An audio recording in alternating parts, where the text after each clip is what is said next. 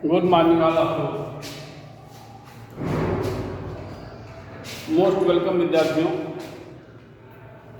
आपका दिन शुभ हो।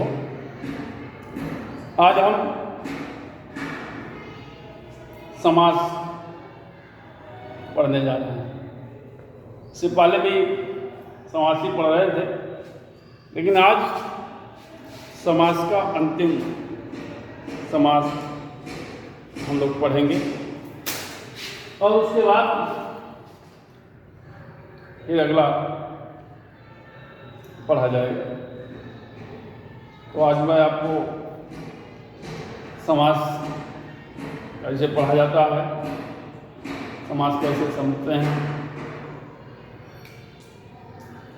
उसी समास के बारे में हम आपको बताने का प्रयत्न करेंगे और बड़े ध्यान से आप लोगों को उसका श्रवण करना होगा, जैसा ये आपको बताने के लिए प्रयास किया जा रहा है।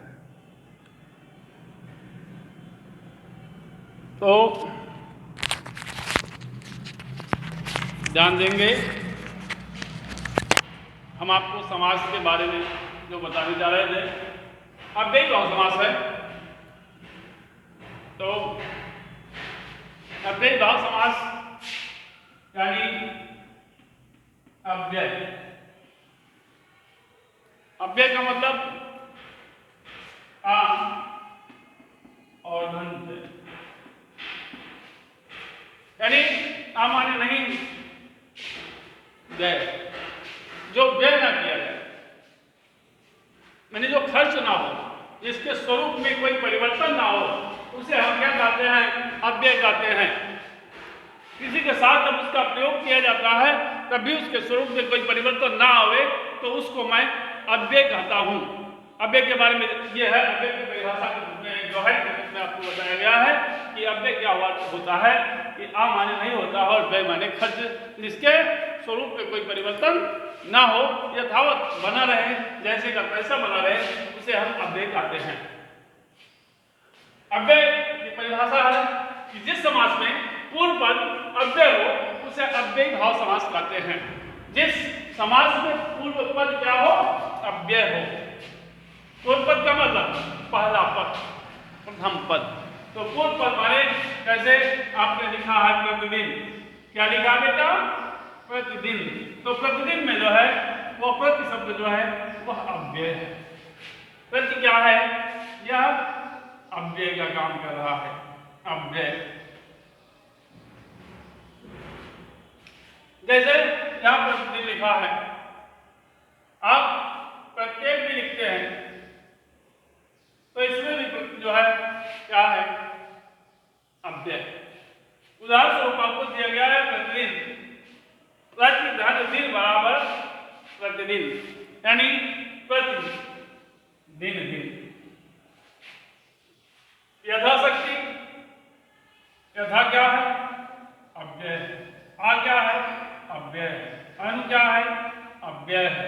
भर क्या है? अव्यय है। यथा क्या है? अव्यय है। वे क्या है? अव्यय है। तो यथाशक्ति, यथा माने शक्ति के अनुसार जितना उसका सामर्थ्य होता है उसको हम कहते हैं अव्यय।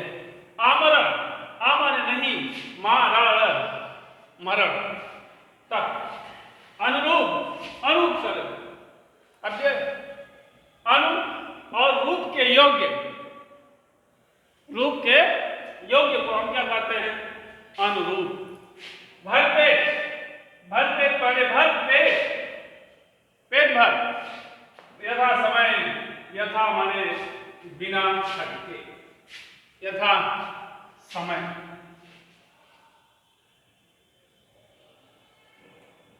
समय के अनुसार, यथा समय माने समय के अनुसार मैंने उच्चारण किया है, इसको आप सही कर लेंगे। यथा समय माने समय के अनुसार, और बेखट के माने बिना खट के। बिना खटके के को आशंका भी कह सकते हैं।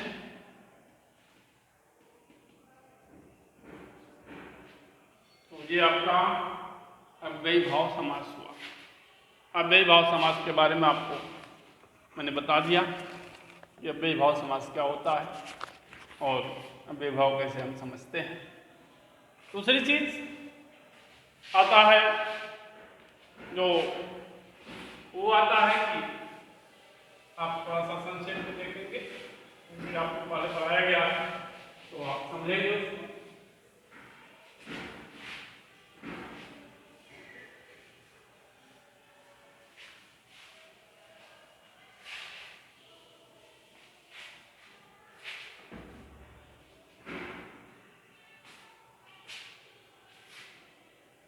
द्विग समास और बहुब्रीहि समास। द्विग समास और बहुब्रीहि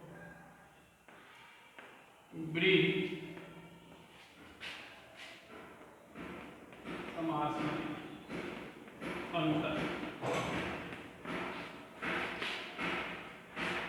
द्विग समास और बहुब्रीहि समास में आपको अंतर बताने चल रहे हैं। द्विग समास में समस्त पद का जो पहला पद होता है, द्विग समास में देख लें, द्विग समास में समस्त पद का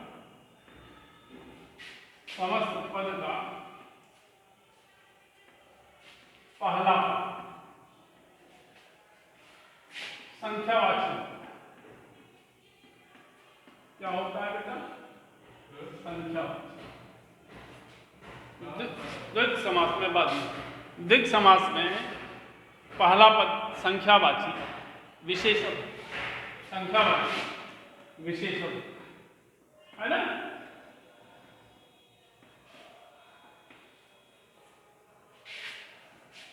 और दूसरा पद विशेष होता है।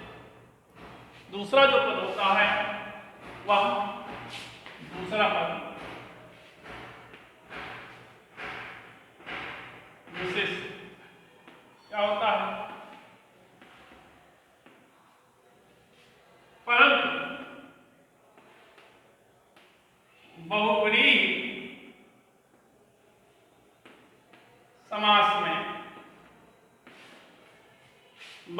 समास में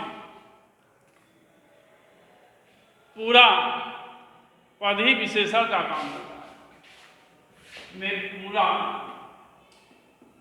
पद ही विशेषण का काम करता है।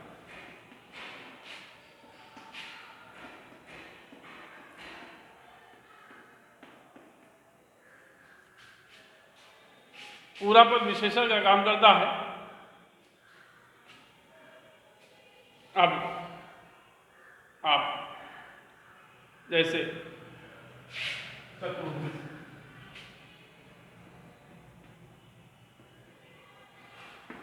ध्यान देंगे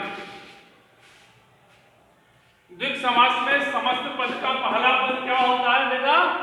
संख्यावाची विशेषण होता है और दूसरा पद विशेषण होता है। सॉरी, दूसरा पद विशेषण होता है। परंतु बहुब्रीहि समास में पूरा पद ही विशेषण का काम करता है। पूरा पद ही विशेषण का काम करता है। जैसे आपको उदाहरण दिया गया है चतुर्भुज, यानी चार भुजाओं का जो समूह कहलाता है। चार भुजाओं का समूह। चार भुजाओं का समूह जो है, या प्रथम पद क्या है? चार है, चतुर है और भुज है, इसलिए यहाँ द्विग समास होता है। क्या होगा? द्विग समास, क्योंकि पहला पद जो है वह संख्यावाची विशेषण है, इसलिए यह चतुर्भुज चार भुजाओं का समूह। परंतु चार भुजाएं हैं जिसकी, अगर इसकी हम व्याख्या, चार भुजाएं हैं जिसकी अर्थात क्या लिखेंगे, विश्व, तो यह बहुब्रीहि समास हो जाएगा। क्या हो जाएगा, बहुब्रीहि समास। यह चार भुजाओं का समूह है इसलिए द्विग समास होगा। लेकिन जब चार भुजाएं हैं जिसकी, अर्थात वह क्या हो सकता है, इन थर्ड पर्सन का बोध हो रहा है, तो वह विष्णु भगवान हो गए, इसलिए यह बहुब्रीहि समास कहलाएगा। दूसरा उदाहरण देख लें, त्रिनेत्र, तीन नेत्रों का समूह। त्रिनेत्र लिखेंगे, तीन नेत्रों का समूह, तीन नेत्रों का समूह, तो हम क्या बनाएंगे, इसे द्विग समास कहेंगे। कौन सा, द्विग समास। लेकिन जब तीन नेत्र हैं जिसके, कह दिए क्या लिख लिए, तीन नेत्र हैं जिसके, तीन नेत्र हैं जिसके, तो हम क्या कहेंगे, अर्थात शिव जी, तो शिव होने के नाते यहाँ बहुब्रीहि समास होगा, यह बहुब्रीहि समास का लक्षण है। तो दोनों के बारे में आपको बता दिया गया कि उसमें प्रथम पद संख्यावाची विशेषण होता है और दूसरा पद विशेष होता है, परंतु बहुब्रीहि समास में पूरा पद ही विशेषण का काम करता है। ऐसी दशा में बहुब्रीहि समास और द्विग समास का जो डिफरेंस है वो आपको बता दिया गया है। इसके बारे में आप समझिए और पढ़िए, फिर उसके बाद हम आपको पुनः इसके आगे और बताएंगे और नेक्स्ट वीडियो में इसी के साथ हम अपनी वाणी को विराम देंगे।